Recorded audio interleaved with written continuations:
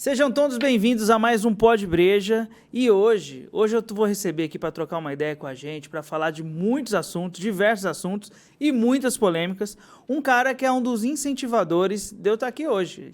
É um cara que sempre me incentivou a ir para frente das câmeras, sendo que eu sempre tive meus projetos de bastidores. Recebo aqui o meu amigo querido Carlos Biasoli. Bia, prazer te receber aqui, meu querido. Muito bom te ver aqui. E o Bia para falar de diversos assuntos, para falar de paixões, para falar de polêmicas, para falar de política, para falar da vida. Bia, seja bem-vindo ao Pod Breja. Tiaguinho, um prazer imenso estar aqui. Você sabe que você é um amigo dileto. A gente tem... O Vinícius de Moraes tem uma coisa que fala o seguinte: amigo você não escolhe, você os descobre. Então você é um grande amigo, um amigo dileto, e é um prazer imensurável estar aqui. Sensacional. Receber amigo e ainda começar com uma declaração dessa, não tem nem o que falar, né, gente? Bia, muita gente aqui em Ribeirão te conhece, tem algumas pessoas que não te conhecem, mas o que o Pod Breja é para um público diverso. Quem é Carlos Biasoli? Bom, eu já fui o desafeto mor da cidade, hoje menos, né? Mas assim, eu sou filho de um político de Araraquara. Naquela época, né, eu sou de 74, a minha mãe era amante desse político, e aí ela me teve, e naquela época você pegava a criança para você, né, era mais fácil, né, aquela loucura, né, você colocava o nome, e minha mãe sumiu comigo, porque ela ficou com medo de me perder, e depois de 2 anos eu fui adotado. Fui adotado pela família Biasoli, né, e aí meu nome vem dessa adoção. E aí eu mudei para cá, né? Porque eu nasci em Araraquara, mudei para Ribeirão. Embora eu sou muito a favor da adoção, eu tenho um carinho imenso. Acho que é uma das metas que eu queria ter na vida, é poder adotar uma criança. Eu acho que tem muita criança ainda precisando de uma família no Brasil, mas a minha adoção foi muito... Conturbada? Muito conturbada, assim, porque... O marido da minha mãe, ele teve mais 3 filhos com ela. E, assim, foi uma péssima criação, assim. Eles brigavam muito, minha mãe foi alcoólatra, ele também. E eles brigavam muito. E eu acho que aí meus irmãos meio que se perderam nessa história toda, assim. E eu tive uma juventude muito sofrida. Muito sofrida. Eu acho que a gente precisa ter um norte na vida em algumas coisas. Eu posso falar assim... Uma vez eu escrevi na rede social que o heavy metal me salvou. Porque o heavy metal ele criava uma coisa que o Nietzsche fala sobre potência, né? O Nietzsche não, o Spinoza fala sobre potência da alma. E o heavy metal me dava, mesmo passando dificuldade, eu passei fome. Teve umas 3 fases da minha vida que eu passei fome e que ali a música me salvava, sabe? Sabe, Ti, tem uma história... Eu posso falar uma história? E hoje é dia de ouvir histórias, então... Eu vou te contar uma história muito interessante.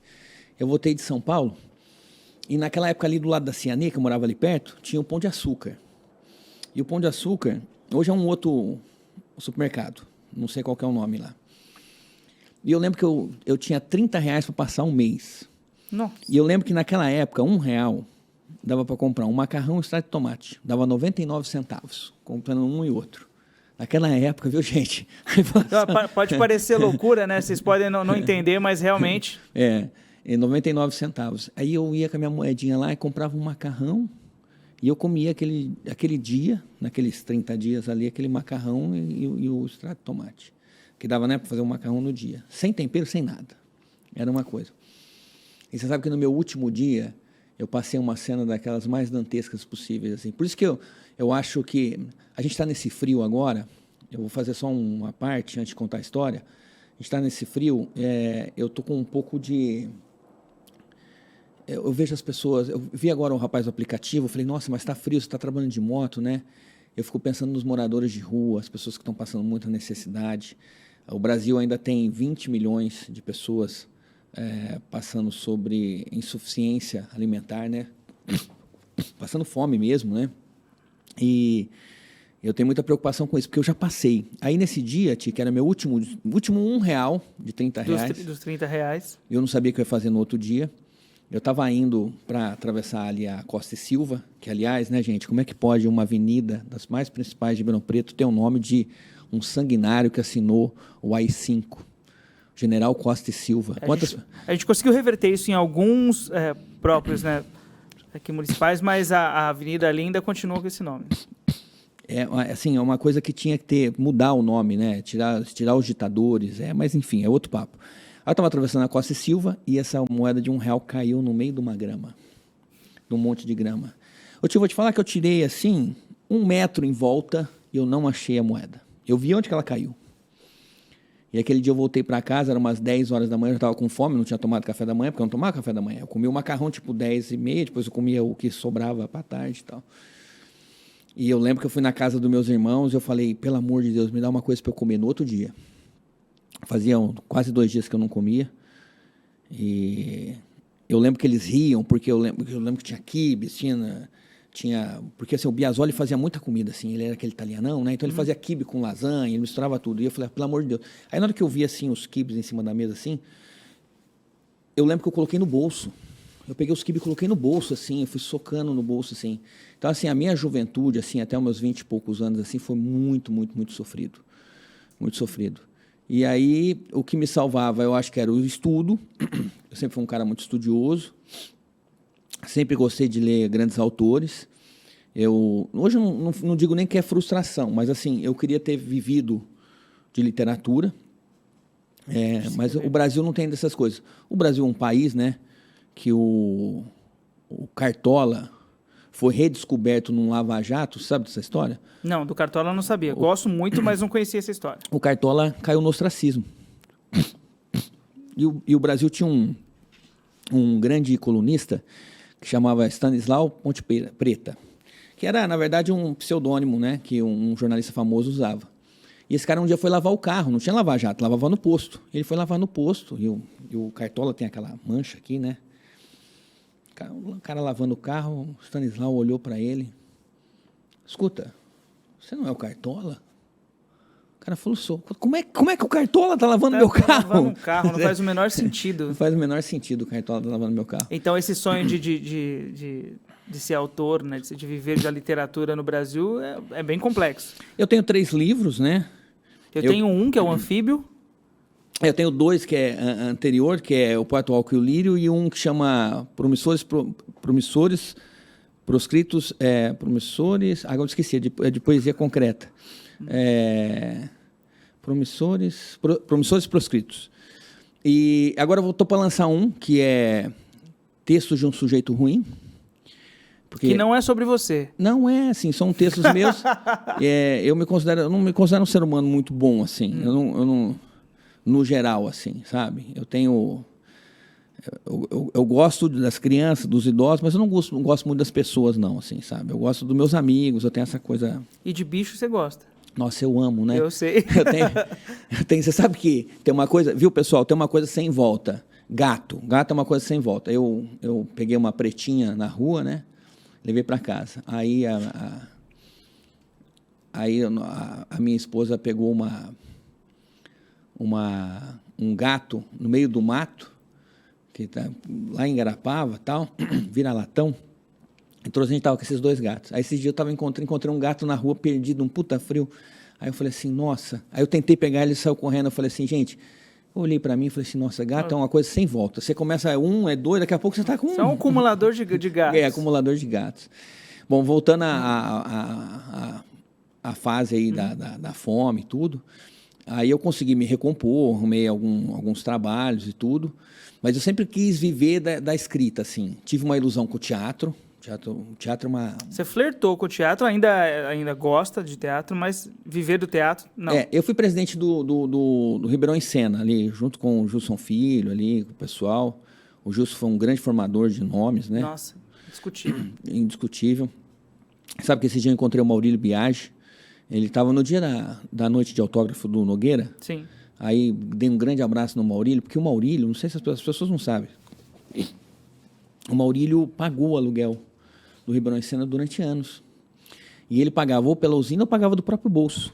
E ele manteve aquilo ali. Uhum. E tem uma outra pessoa também que ajudou muito, que era o finado Wilson Tony.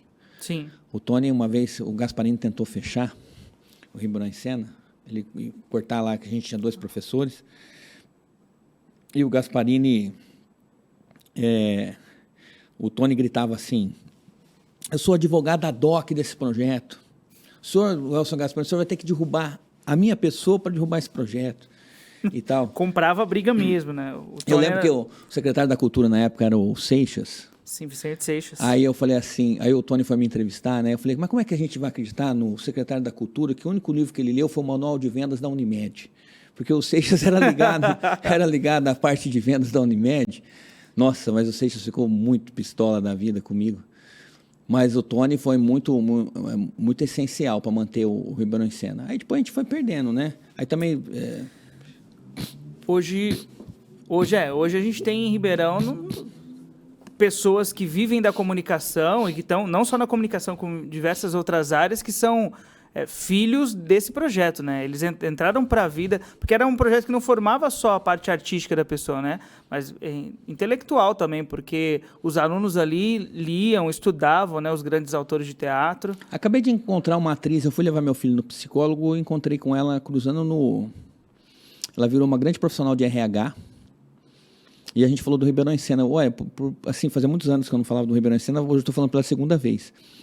E ela me falou que o Ribeirão em Sena foi muito importante na formação dela. E ela é uma profissional de RH. O Ribeirão em Sena formou, você tem razão, muitos profissionais, muito ativistas, né, culturais, alguns cuspidores de prato, né? Sempre tem. Porque teve algumas pessoas, alguns inclusive estão na Câmara, né? Alguns cuspidores de prato, mas assim, o Ribeirão em Sena foi um grande marco, assim. Aí depois, meio que fui desistindo, né? Porque você precisa sobreviver, porque o Brasil tem esse negócio, né, cara? Você precisa... Ou você vira você vive de fazer projetos, e aí você vira meio que uma espécie de contador também, para você viabilizar seus projetos culturais. Você tem que ser... Hoje em dia, você não basta você ser somente o artista, ter um dom, ter ali uma veia artística, uma criatividade, né? Um desenvolvimento artístico. Se você não consegue criar uma planilha, escrever um projeto com justificativa, objetivo, e que um parecerista consiga compreender, você não consegue viver, né, da sua arte. E é tão difícil, Ti, sabe? Eu tava vendo. Você viu a polêmica dessa semana, que foi o Zé Neto contra a Anitta? Essa eu não vi. Eu vi que ele fez algum comentário ruim contra ela. O Zé Neto é o seguinte, a única coisa boa nele é que ele é palmeirense. O Zé Neto estava num show, e ele falou assim, a gente não precisa de Lei Rouanet, primeiro que nem chama mais esse nome, né? Uhum. A gente não precisa mais de Lei Rouanet e não precisa também tirar foto do Toba para sobreviver, que a Anitta fez uma tatuagem no OnlyFans dela e tal. E a Anitta está nos Estados Unidos lá, eu nem gosto da música da Anitta, mas vou defendê-la. A Anitta está nos Estados Unidos, numa grande premiação aí, bateu agora o recorde de stream no Spotify. No Spotify. Ela é diretora de um banco. É acionista. Então, para falar dela é complicado, né, cara? Fala 3, 4 línguas. A menina Larissa, né? O nome dela, na verdade. Larissa. E ela assim... E aí o Zé Neto, quem fala o que quer, escuta o que não quer, né? Foram descobrir que naquele dia ele estava fazendo um show, que ele recebeu 400... Ele não, né? Todo o grupo lá recebeu 400 mil de cachê. Um show para uma prefeitura. Eita, sim. E aí fizeram um levantamento de quanto o sertanejo ganha, o sertanejo bolsonarista, né? Porque é uma grande massa, tirando a Marília Mendonça que morreu, que era contra o Bolsonaro, né? Até nisso a gente leva azar, né? Até nisso a gente perde. A única que a gente tinha nesse sentido. E aí, o que eles ganham das prefeituras, do interior principalmente, assim, é um absurdo. E dinheiro público. E eles ficam descendo o cacete na Lei Rouanet. Mas o Brasil tem essas falsas simetrias, essa conversa fiada. Esse dia eu estava vendo um cara falando de Paulo Freire. Eu não sou nenhum especialista para falar sobre pedagogia e tudo, mas não se aplica o método Paulo Freire no Brasil. Nunca se aplicou. E a gente tem essa ilusão. A gente acha que a educação brasileira está assim por causa do Paulo Freire. Isso foi vendido pelos bolsonaristas e tudo. Então, você entendeu? O método Piaget tem um... Mas nenhuma metodologia nunca a nossa metodologia de ensino pública foi... ligado ao Paulo Freire. Exatamente. Não, ele era um pensador, ele é o nome mais citado no meio acadêmico no mundo, tem uma estátua dele nos Estados Unidos, numa universidade famosa. Nem sou um especialista de Paulo Freire, mas eu estou falando sobre falsas simetrias, porque eu acho que no Brasil a falsa simetria é filha do pensamento binário. E eu acho que a grande metástase brasileira é o pensamento binário. Pessoal, eu estou viajando muito, hein? Eu estou dando umas voltas, vocês não ligam não, mas acho que o podcast serve para isso, né? Sim, não, aqui a gente pode falar sobre tudo e a gente pode aprofundar em tudo, né? Você sabe que o Thiaguinho, às vezes, ele fica um tempo sem me ver, né? E aí a gente conversa 3 horas e a gente não conversa nada. Passa 3 horas conversando, mas você fala assim... 5 mil, um assunto ramifica no outro, que ramifica no outro, e quando vê... Mas então, o Brasil acho que tem esse defeito, né? Que é a falsa simetria. A gente tem esse conceito... E o pensamento binário. Então, você cria um contrário... Então, você fala assim, sou contra a Lei Rouanet. Você cria esse pensamento para poder vender. Acabei de ver agora um amigo da Bahia colocou um vídeo falando que a pedofilia era ligada à esquerda. Mas qual que é o... Não, é assim, é um absurdo, assim, sabe? Uma coisa de louco, assim. Então, eu falo, como é que pode? E você começa a discutir com as pessoas, a pessoa fala uma coisa tão absurda, porque eu acho, existe um método, agora eu não sei o termo em inglês, existe um método dessas pessoas te vencerem na discussão, na rede social principalmente, porque a pessoa fala uma coisa tão absurda que você tem que secar, explicar, você já perdeu. Acho que assim, a gente viveu isso nesses últimos anos agora, né? Porque as pessoas levantavam polêmicas extremas e aquilo virava uma discussão, e nas mídias sociais, que é uma outra área que você manda super bem também, as pessoas tinham que entrar naquela discussão, então elas estavam dando ibope, né? Estavam dando cliques, viewers para aquilo que elas nem concordam, mas aquilo virava uma discussão porque alguém soltou algo extremo e que caberia uma defesa enlouquecida de quem tem um mínimo de bom senso. Né? Eu vou te dar um exemplo. Um dos vídeos mais virais da Carla Zambelli, que é uma deputada bolsonarista, da tropa de choque do Bolsonaro, hoje, um dos maiores apoiadores do Bolsonaro no meio empresarial é o velho da Havan. Sim. Luciano Hang. Um bilionário que deve uma traulitada de imposto público. Porque o Brasil também se vive de sonegação, né? Tem dinheiro em paraíso fiscal, tem aquela coisa toda. Esse cara é dono da Havan.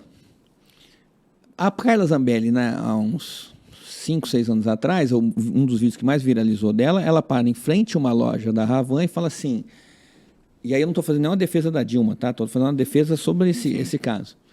Olha, tá vendo aqui? Essa loja aqui é da filha da Dilma. Olha o tamanho dessa loja. Filha da Dilma. Então, é um dos vídeos que mais viralizou. Assim, é um absurdo, assim. Tipo, o cara pega a faculdade da Exalc, por exemplo, que é... Nossa, sim. O cara fala assim, aqui mora o filho do fulano. Como é que é possível? Aí você não consegue nem desmentir, assim. Então, assim, é uns absurdos, assim. Você vê o caso agora da... Eu acho que, como a gente tem memória curta, né? Vamos falar aqui de um veículo de comunicação, a Clube. A Clube, para que eu tenho grandes amigos lá na Clube. A Clube não veio a público pedir desculpas. Quantas pessoas a Clube pode ter matado com a informação errada da cloroquina? Vamos ser sinceros.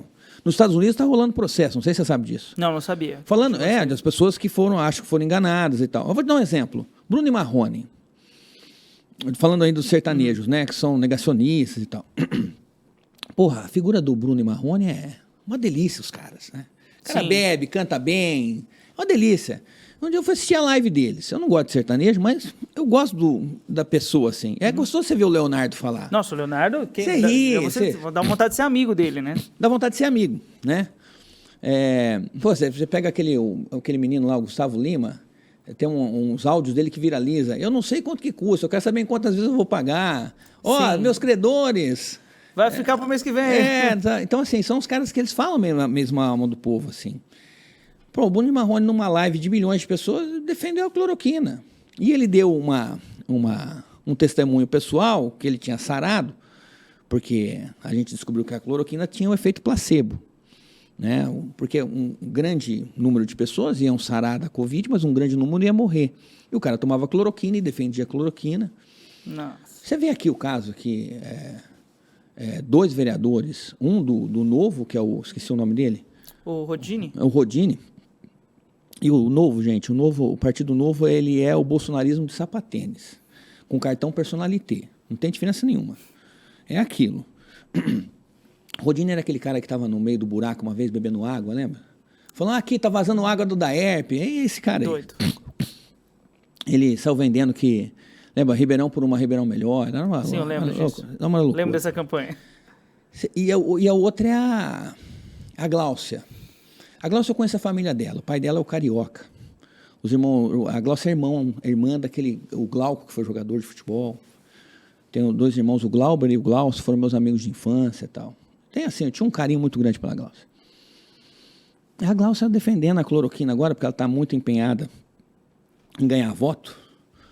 Na questão, e assim, não tem nada a ver, pode ganhar voto, mas assim, não com a demagogia. Falando a verdade, né? Eu vou te dar 2 exemplos da Gláucia, assim, que são muito tristes, assim. Muito tristes. Falando sobre pedofilia. A Gláucia fez uma lei, disse que era antipedofilia. Olha que termo pesado. Quem que não é a favor de combater a pedofilia? Mas, você quer uma coisa do que abuso sexual contra uma criança? Eu acho que não tem coisa mais ignóbil. Quem é a favor, né? Não é possível. Aí eu vou te dar uns números. E aí, gente, pode olhar na internet, pode buscar aí veículos de comunicação e tal. De cada 10 crianças que são abusadas, 7 são abusadas por alguém da família. Tio, avô, pai, padrasto. De cada 10 crianças, 7. Se você ampliar para os conhecidos da família, ou seja, amigo, o vizinho e tudo, isso vai para 93%. Então, mais do que 9 crianças em cada 10 são abusadas por membros da família ou por pessoas conhecidas da família. A Gláucia fez uma lei, e aí todo mundo da Câmara votou porque ficou com medo, que diz o seguinte: não pode ter educação sexual nas escolas de Ribeirão Preto sem ter a anuência dos pais, ou seja, da família. Sim. E assim, tem casos claros. Primeiro assim, gente, educação sexual existe na Alemanha, nos Estados Unidos, no Canadá, nas grandes democracias, só não existe na Coreia do Norte, na Arábia Saudita, nesses lugares de autocracias ou ditaduras. E as pessoas confundem educação sexual como pornô. Eles acham que a gente vai pegar uma criança de 10 anos e passar Ensinar pornô. pornografia. E, na verdade, educação sexual é você ensinar. Meus meninos já estudam isso na escola privada. Os órgãos sexuais, o que não pode, o que pode, né? O que é um assédio e tal. Agora, recentemente, teve uma criança de 10 anos de idade, mandou um bilhete pro motorista do ônibus escolar para ajudá-la, que ela estava sendo abusada pelo pai ou padrasto, agora eu não sei bem, porque ela assistiu uma aula de educação sexual. E ela assistiu a aula, ela falou, poxa, eu sou vítima. Então, quer dizer, e aí aquele dia na Câmara que votaram essa lei, estava lotada de pastores para votar uma lei a favor da pedofilia. Estou falando isso aí com o coração doendo, falando, a Gláucia, acho que por ignorância, ou sei lá por quê, votou uma lei, porque assim, é matemático. De cada 10 crianças, e ela é uma assistente social, de cada 10 crianças, 7 são abusadas por causa de membros da família. Se juntar membros da família e amigos da família, pula para 93%, mais do que 9%. O problema não está lá na escola, né? O problema não está... Então, aí a escola vai lá, a família não pode... Se a família não deixar, não vai ter educação sexual. E se você tem um pedófilo dentro de casa, por que o pedófilo vai falar? Não vai ter, lógico, não é do interesse dele. Educação sexual. E assim, é um termo muito pesado, mas isso é só uma referência, um exemplo de como a gente cai numa ciladas, num debate no Brasil de falsa simetria. É absurdo. Ô Bia, a gente estava falando da sua história e a gente entrou para falar de política nacional, política municipal, e eu queria saber como que a política entrou na sua vida, né? Porque você teve essa história, essa infância difícil e tal, e aí você falou que você pegava ao rock, né, a música, ao metal e aos estudos, aos livros. Eu estudei ciências sociais, mas assim... Eu quero saber quando que a política entrou na sua vida? Eu sou filho de um político, né? Eu fiquei sabendo depois, um certo tempo, eu fiquei sabendo da história do meu pai. Meu pai chama Darcy Morales. Nossa, vai dar um escândalo em Araraquara agora, se esse vídeo chegar lá. Aliás, eu estava fazendo uma live um dia e estava nos bastidores da live. Sabe quando você está naquele programinha, você está nos bastidores? Sim.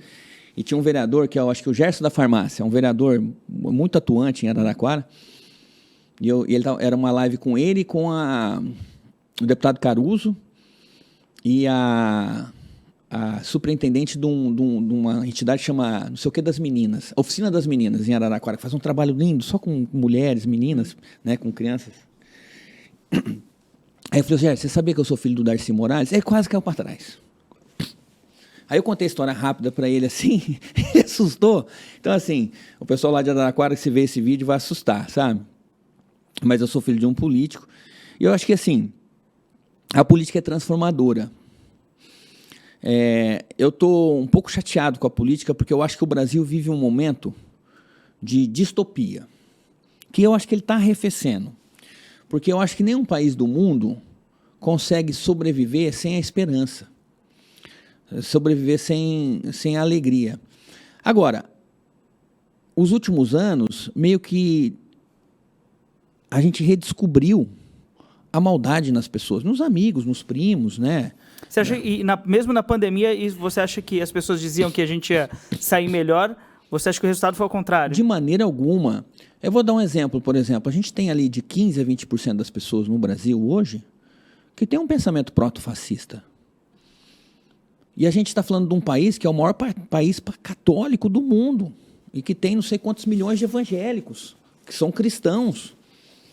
Hoje você vê cristão, seja na igreja católica ou nos pastores, defendendo armamento. O cara é contra o aborto, mas é a favor da pena de morte, às vezes. Você fala, então assim, lá o não matarás... São um dos princípios básicos ali, né? Esses dias eu cheguei para um amigo, eu estava falando para ele da minha indignação que o Bolsonaro, ele é um bolsonarista, defendeu um torturador dentro da Câmara.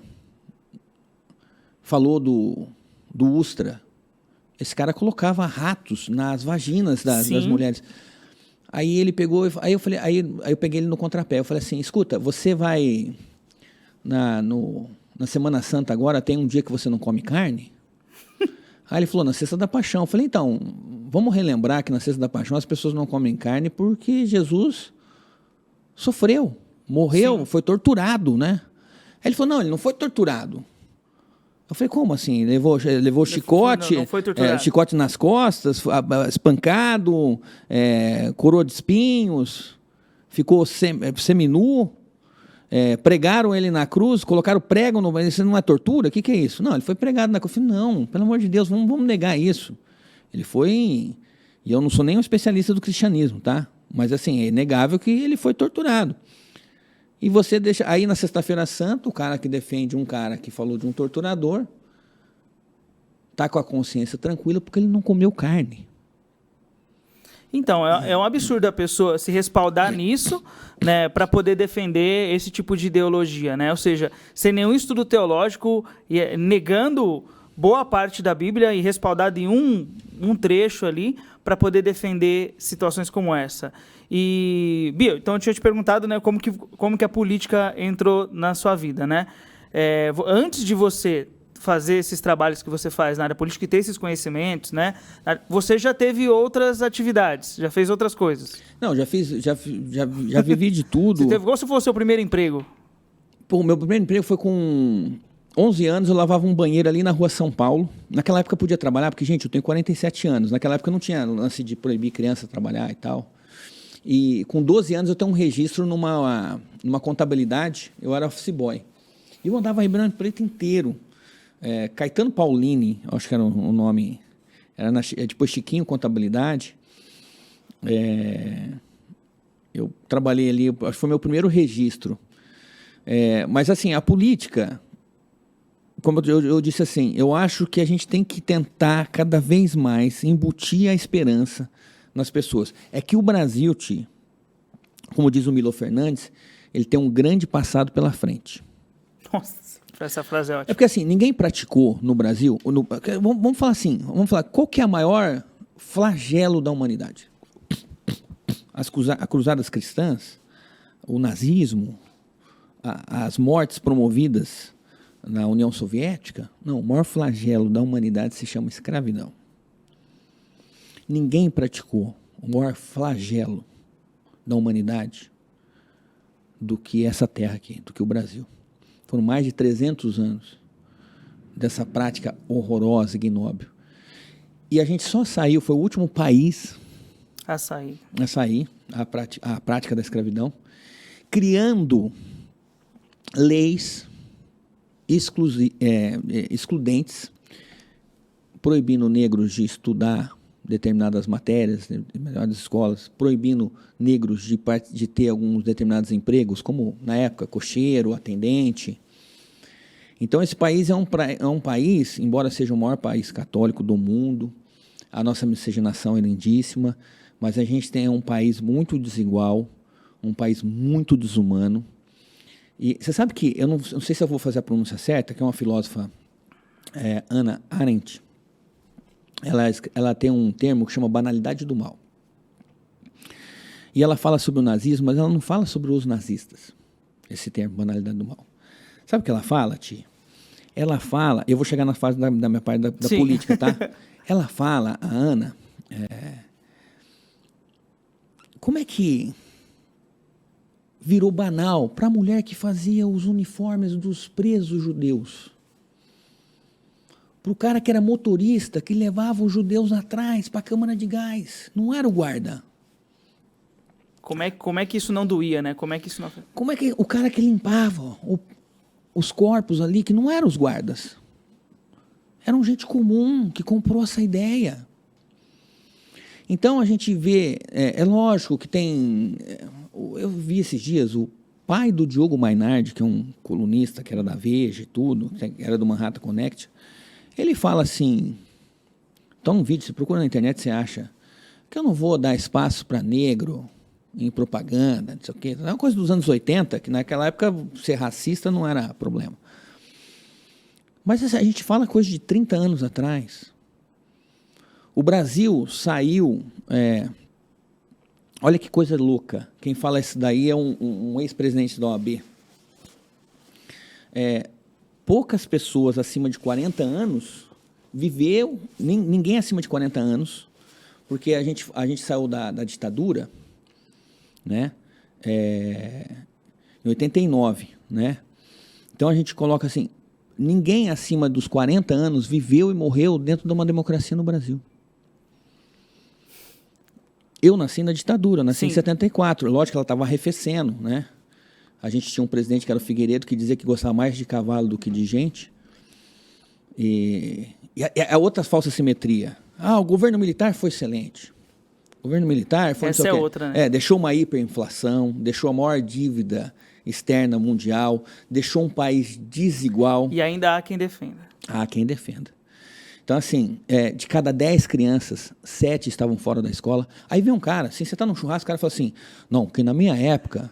Na ditadura militar, olha, a escola pública era uma beleza. Claro, de cada 10, 7 estavam fora. Bom, dando continuidade aqui, então, ao nosso bate-papo com Carlos Biasoli, que a gente está recebendo aqui hoje, meu grande amigo.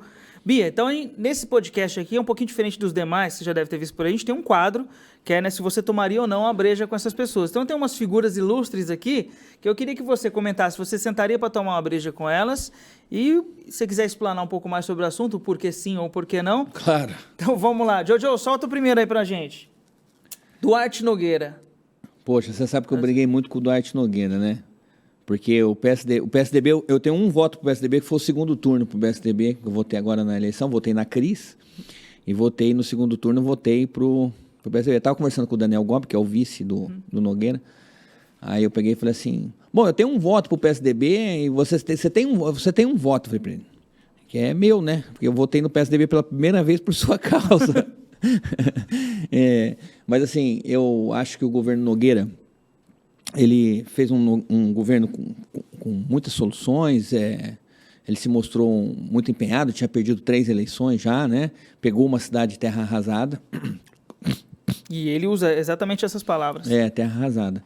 Agora, mas eu acho assim que o segundo governo dele tem umas falhas, uns vícios muito grandes, que é o governo de reeleição, sabe? Eu não sou contra a reeleição, tive até um debate público uma vez, me chamaram para um local e estava o Elcio Gasparini, que foi prefeito em Ribeirão quanto? 5 vezes? Não sei. 4 ou 5, né? Acho que 5. Aí eu, no meio do debate, eu era o único que defendia a reeleição. Quem que era contra? O Gasparini era contra. O Gasparini tinha sido 5 vezes prefeito. E tentou uma vez a reeleição e perdeu. Porque eu acho assim, se o político foi bem, o Nogueira foi bem no primeiro mandato, você tem direito de votar nele no segundo. É lógico que você tem que criar mecanismos para que a pessoa não se perpetue no poder, porque é legal você mudar ali, né, partidos, mudar pessoas e tal. Mas eu acho que o segundo mandato dele tem uns vícios muito grandes assim em algumas secretarias. Eu acho que algumas secretarias vão muito bem. Tem alguns projetos grandiosos e tal, mas tem algumas partes da cidade assim que são soluções simples, que falta o dedo do prefeito, sabe, do prefeito falar assim, quero que resolva aquilo ali. E acabou. Eu sinto que o segundo mandato dele, assim, alguns secretários brigaram muito entre si, queimaram a largada por conta da sucessão, né? Uhum. E eles têm, assim, eles brigando entre eles, eles têm tem outros nomes que não fazem parte do jogo deles, que estão muito à frente deles, né? Então, por isso, eu acho que o governo entrou numa autofagia, que eu acho que o Nogueira, com toda a sapiência dele, anos e anos de política, não conseguiu observar. E, assim, ele tem 2 anos e meio para corrigir a rota. Eu acho que ele tem que fazer umas mudanças drásticas. Porque assim, fez um grande financiamento, aí vai entregar muita obra, né, realmente. Mas se ele não tomar cuidado, ele não entrega nem metade do que ele conseguiu de financiamento. Tem que ficar em cima. Mas você sentaria para tomar uma cerveja com ele? Sim, eu acho que sim, lógico. Eu já briguei com ele, uma vez eu escrevi um artigo contra ele no Tribuna, de Carlos Biasoli, para @Duarte Nogueira. Ele tinha feito um gesto, acho que machista, contra uma parlamentar, na época que ele era deputado. E desci o cacete nele e tudo. E sempre fui contrário a algumas coisas, né, do Nogueira, porque o PSDB tem essa coisa, né? O PSDB ele é a social-democracia, e ali da época do Franco Montoro, do Mário Covas, e quando o Fernando Henrique ganha a eleição, por conta do presidencialismo de coalizão, o PSDB tem que fazer um acordo com o governo, com o PFL, que hoje é o DEM, né? Sim. O PFL da época, e como tinha o PT de antítese, o PSDB meio que empurrado para uma direita. E esses 20% do Bolsonaro hoje, que são os extremistas, sempre votou no PSDB com vergonha, mas votava no PSDB assim, né? Então o PSDB levantou alguma... Bom, vamos lembrar que o PSDB chamava o Bolsa Família de Bolsa Esmola. Vamos, assim, tem uma série de políticas públicas que eles eram contrários, né? Então, assim, eu sempre tive algumas coisas contra o PSDB. Mas, por exemplo, agora eu acho o PSDB nunca... Estou falando muito, mas só para... O PSDB nunca teve um candidato tão bom contra o Rodrigo Garcia, que agora é candidato ao governo do Estado. E o Dória? Não, eu vou falar dele. Mas é uma parte que está muito... sofrendo muito. O próprio Rodrigo Garcia, que é um grande nome, um puta de um cara, foi presidente da Assembleia. Ele precisa ter uma margem grande agora... Porque na pesquisa, 20% das pessoas falam que votariam no candidato do Bolsonaro, seja o Thiaguinho, seja o Biasoli, seja o Tarcísio, né? Então o PSDB nunca teve tão mal no governo do Estado, mas com um candidato tão bom que é o Rodrigo Garcia. Então faço justo que o Rodrigo Garcia suba aí. Mas o Dória, eu acho que o Dória conseguiu um negócio que o José Serra tentou a vida inteira. Que foi? Que é acabar com o PSDB. Eu acho que o PSDB hoje está em frangalhos, por conta dessa autofagia gerada pelo Dória. Eles conseguiram expulsar um quadro, praticamente, porque eles fizeram uma expulsão, né? Do jeito que convidaram a pessoa para sair, porque mandaram ela para o ostracismo, que é o Geraldo Alckmin, com todos os defeitos que eu tenho contra o Alckmin. Sim, mas foi deixado de lado propositalmente para que abrisse espaço aí para essa plano de domínio. Porque o Dória fez uma escalada política. Porque eu lembro que o Dória, quando ele ganhou a prefeitura de São Paulo, ele se vestia de gari. Lembro. Midiático ao extremo. Pintava... Aqui em Ribeirão começaram a copiar, né? Você via vereador, o próprio Nogueira vestindo de gari. Cadê o Nogueira? Não vai se vestir mais de gari? Tal. E aí, eu lembro que eu falava assim, isso vai se voltar contra ele. as pessoas vão cansar. Porque eu não quero um prefeito limpando... Ai, que bonito o prefeito limpando a praça. Não, eu quero que o prefeito pense a cidade daqui 20, 30 anos. Eu não quero que um secretário vá roçar roça, um assessor da Câmara vá roçar uma... Não, com todo respeito, cada um na sua, fazendo a sua profissão e tal, mas eu quero que essas pessoas sejam suficientemente capazes de fazer o melhor para a cidade. Então, por exemplo, eu sou a favor de aumentar o salário dos secretários. Fale mais sobre isso. Por quê? Não é porque você compete com o setor privado e você, para pegar pessoas capazes, que é uma encheção de saco trabalhar no setor público, é mais burocratizado, é mais difícil, é mais emperrado. E a pessoa tem que ter uma vocação para trabalhar. Porque assim, você olha o servidor público, tanto é o que é concursado e tanto o que é comissionado, as pessoas têm uma ilusão, uma coisa contrária, acha que ninguém trabalha, acha que todo mundo é vagabundo, que todo mundo quer ganhar um jeitinho, e não é isso. Nossa, tem muita gente séria, como tem bombeiro, como tem policial militar, como tem médico, como tem engenheiro, que não presta, mas uma grande parte presta um serviço bom. Eu lembro das pessoas que trabalhavam para a atmosfera, na época da Sevandija. Sim. Tinha acho que 700 funcionários, tudo. Tinha pessoas lá que eram monitores de escola, monitores de parte de esporte, que trabalhavam nos postinhos de saúde. Essas pessoas foram demonizadas. Foi colocada baixaram a régua aí, né? Todo mundo igual. Então tem 700 ali... Funcionário fantasma. Poxa, era um absurdo. Então, mas voltando ao PSDB, eu acho assim, o governo Duarte Nogueira, ele tem 2 anos e meio para corrigir a rota. Eu acho que não está de todo ruim, tá? Eu acho que o governo tem algumas coisas boas para fazer, fez algumas coisas muito boas, mas precisa estar atento, porque o golpe está aí. Cai quem vacila. Jojo, tem mais uma pessoa aqui para a gente saber se o Bia tomaria uma breja ou não. Quem que é a próxima pessoa? Tite, técnico Tite. Pô, eu acho o Tite chato pra cacete. Eu acho ele chato pra cacete. Nem é caso de falar que ele é corintiano e tal, porque eu tenho muitos amigos corintianos, mas o Tite é muito chato. Eu não me faz assim... E Tingo, você conseguiu digerir essa informação de Rafael Veiga não estar na seleção? Pô, a torcida da sociedade... Aliás, a única coisa boa no Brasil hoje, gente, é ser uma Sociedade Esportiva Palmeiras. Mas a torcida anda xingando muito ele. Tipe, Veiga seleção e tal. Eu acho que o Rafael Veiga é um grande nome, mas eu acho que tem essa coisa meio preconceituosa contra os atletas no Brasil. No Brasil, né? Eu acho que o Brasil já viveu um futebol mais lento, né? Porque hoje a gente compara o futebol de hoje com o anterior, assim, de anos atrás, é um erro, porque hoje os caras correm 14, 12, 13 quilômetros. Você pega um Rony da vida aí? Doido. Dá quantos avanços durante o dia, durante o jogo, né? Tipo, o cara dá, 50 avanços, não sei de quantos quilômetros, né? Porque hoje tem toda a questão científica. E eu acho que o Brasil ficou para trás, eu acho que os técnicos brasileiros ficaram para trás. Eu acho que o Tite é hoje o melhor técnico brasileiro, do lado do Cuca. Mas eu acho que ele é chato pra cacete. Não tem interesse em tomar cerveja com ele. Não tomaria uma breja com ele. Mas falando em técnico, eu queria saber de você.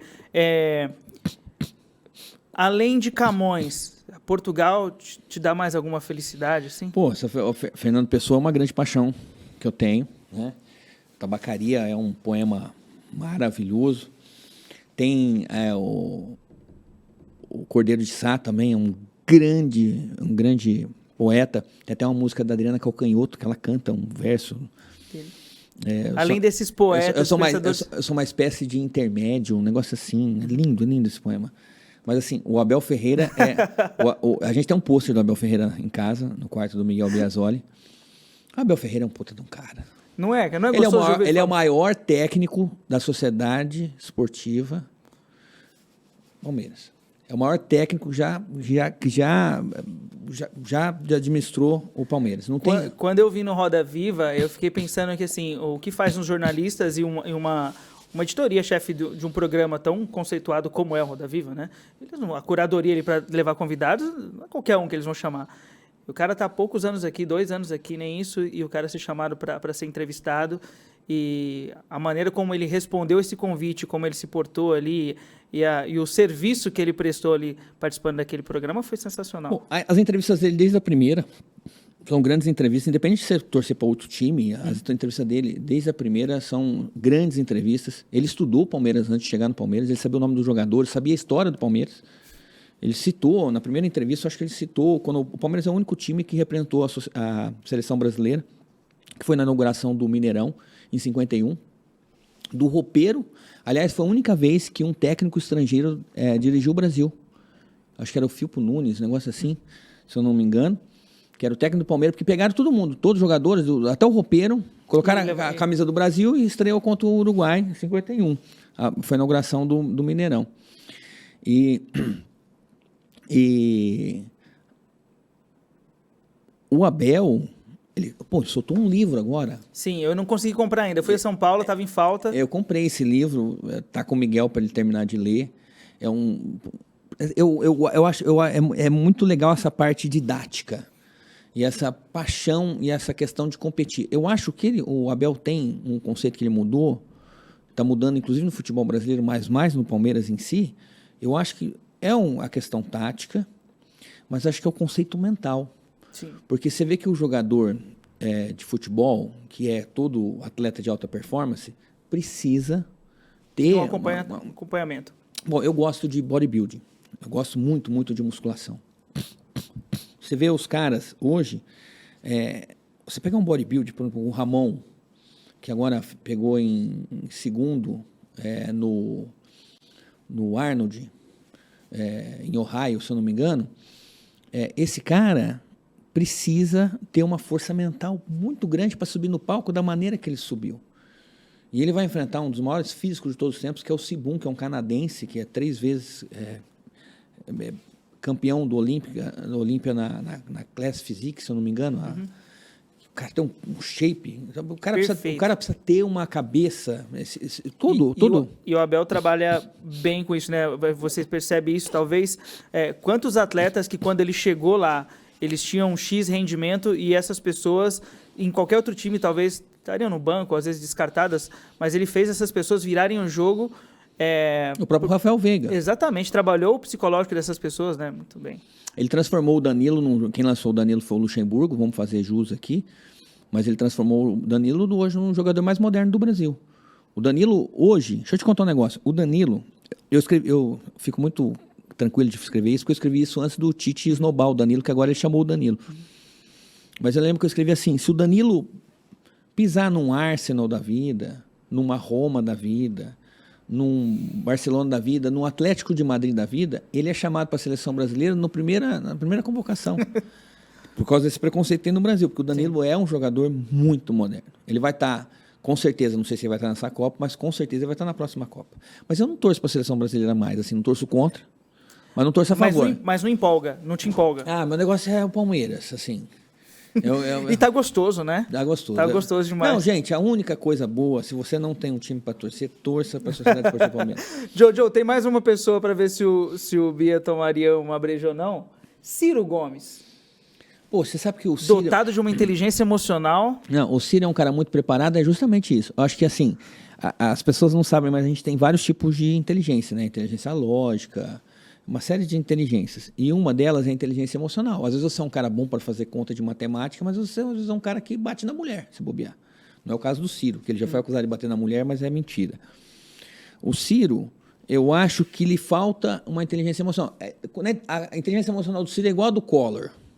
Ele explode. Assim, ele explode. Eu acho que ele é um cara muito justo, muito sério, mas eu acho que ele não me agrada a figura do Ciro, assim, não tem... Pô, eu tô com o Belchior hoje, é um cara que eu queria tomar café da manhã, tomar uma cerveja aqui. Mas com ele... Com o Ciro, não. Eu acho que o Ciro falta ali... Que pena, porque assim, é um grande quadro, Um cara muito inteligente, tem umas ideias, embora ele jogue uns números, né? Ele começa a falar os números, ninguém confere. Ele fala assim, não, porque se você pegar 20 bilhões, junta 300, porque 3% do PIB, não sei o quê. Isso é diferente do outro que a gente falou aqui, que é do Duarte Nogueira, que eu já estive em reuniões onde ele falou os números e eu fui conferir e eu fiquei impressionado com a capacidade da pessoa guardar números, né? Como ele guarda. Esse daqui ele solta os números meio aleatórios. Meio aleatório, é meio louco. O Nogueira é muito bom nisso, realmente. Tem mais uma pessoa aí, né, Jojo? Baleia Rossi. Pô, o Baleia, vai ficar um pouco suspeito eu falar do Baleia Rossi, porque assim, eu tenho uma dívida muito grande com o Baleia. O Baleia é um grande amigo. Eu vou fazer um negócio muito sério. Vou te falar uma coisa muito séria. Na história de Ribeirão Preto, na história dessa cidade inteira, nunca houve um parlamentar do tamanho do Baleia. Eu faço um desafio aqui. Juntar parlamentares não alcançam, o maior deles, o segundo, não alcança 30%, 40% do que o Baleia conseguiu de recursos para a cidade. Vou falar de recursos. Você pega Beneficência Portuguesa, Hospital do Câncer. A PAI. Você pega, por exemplo, a Santa Casa. Agora mesmo, o Baleia está empenhado, junto com o Maraca, a conseguir 15 a 20 milhões para a CTI, que é um lugar muito nobre. Você sabe o que aconteceu com meu filho. Sim. Um lugar muito nobre, mas a CTI do campus, né? O Baleia está empenhado em conseguir esse recurso. Então, assim, o Baleia não existe um parlamentar na história de Ribeirão Preto. Você fala, é o maior político de Ribeirão? Porque, assim, é injusto comparar um parlamentar com um prefeito, porque o prefeito tem a chance de fazer mais aqui e ali e tal. Mas, como parlamentar, não existe. E, assim, é uma questão matemática. Eu sou muito lógico em falar das coisas, assim. Esquece a figura do Baleia, que é uma figura... poxa, de grande empatia, gente boa, um puta de um papo, um cara legal, tá? Um puta de um pai, amigo, fiel. O Baleia é muito leal, ele é muito leal. O Baleia é uma pessoa muito leal. O Baleia é a lealdade em pessoa. Mas ele é o maior parlamentar da história de Ribeirão Preto, mas de longe. Cara, e assim, eu te perguntei se você tomaria uma breja com ele, eu quero saber se você já tomou uma cerveja. Já tomei, já foi em festa em casa. Uma vez chegou no meu aniversário, a gente estava servindo chopp, ele olhou e falou assim, tem Campari? O Baleia gosta de Campari, né? Olha, pega essa informação exclusiva. Quem for convidar o Baleia, leva um Campari. E aí eu fui comprar um Campari para ele na época, eu falei, não vou deixar o cara vir na minha casa e tal. Mas o Baleia já foi na minha casa algumas vezes, algumas festas minhas, festa junina, né? As festas juninas na chácara do já fui em algumas, tive o privilégio. E o Baleia já teve presente lá. Show. Temos mais uma pessoa, vamos ver se tem mais alguém aqui para ele tomar. Jorge Caruso é um cara que você tomaria uma breja? Não, eu tomo. Você sabe que o Caruso... o meu deputado estadual, né? Defendo ele com unhas e dentes e tal. O Caruso o Caruso é muito humano. Você sabe que uma vez a gente foi no estádio, eu enchi o saco dele no estádio, e eu fiz ele no meio da mancha. Nossa, muito a cara dele, só que não. Ele chegou lá no estádio atrasado e ele entrou errado, porque você vai no Allianz, assim, já tem lá, você vai B14, você cai na sua cadeira, né? E o Gol Norte é meio bagunçado, e ele chegou lá, ele me ligou, tava aquele puta barulho no estádio, pô, o Gol Norte é muito barulhento, porque é da torcida, Sim. E ele não gosta, ele quer ficar sentado, né? Sim. Ele tem 56 anos, aí ele pegou e falou assim pra mim, Bezzoli, eu tô debaixo de um pano branco aqui, eu falei, pô, você tá debaixo do bandeirão da Mancha. Aí eu fui lá buscá-lo e tal, e a Joyce passou, a minha esposa, passou mal aquele dia, ela teve uma crise de pânico, e a gente até achava que era uma coisa de coração e tal, e... foi muito acolhida no Allianz, foi uma coisa assim meio de primeiro mundo, sabe? Ela desceu, já tinha os médicos e tal, e o Caruso ficou o tempo inteiro com a gente, sem carro. Depois eu sei que ele pegou um táxi para casa dele e tal. Eu lembro ele andando com a gente assim, para ir chegar até no estacionamento. História... uma história maravilhosa. O Caruso é um cara, ser humano. Meu filho agora, quando passou mal, ele me ligou. O Caruso me deu o melhor presente da minha vida. Ele comprou porque ele gosta de comprar a camisa do... Ele é palmeirense. Uma camisa do Evair de 94. Nossa. Ele tem lá, não sei o quê, contra o esporte, afinal. Ele tem mais de 200 camisas catalogadas. E ele comprou a cadeira do finado não, né? Demolido Parque Antártica. Que tipo, agora virou Allianz. Sim. E a cadeira 6 da tribuna do Parque Antártica está na minha casa. Ah, não acredito. O Caruso chegou e falou assim, você pode ir comigo até no meu carro? Eu falei, deputado, se você mandar eu plantar bananeira, eu vou, né? Adoro ele, né? Aí cheguei lá, ele abriu o porta-malas do carro dele, tava uma cadeira. Uma poltrona vermelha de couro, vermelha, não era nem... Depois eu vi o símbolo, assim, do parque, do Palestra Itália do Palmeiras. Imagina ser emocionado. Aí você consegue levar para casa? Pô, levava nem se fosse na escola. A pé. É. O Caruso... Ô, tio, posso contar uma história do Caruso rápido? Mas é claro. Vou te contar quem que é o Jorge Caruso. E assim, eu falo, porque Ribeirão Preto tem 80 entidades, quase 90, que dependem da nota fiscal paulista. 4 mil no estado de São Paulo. Eu vou falar porque às vezes o cara lá de São José dos Campos, o cara de Araraquara, de São Carlos, o cara tem uma entidade, ele não sabe o papel do Caruso.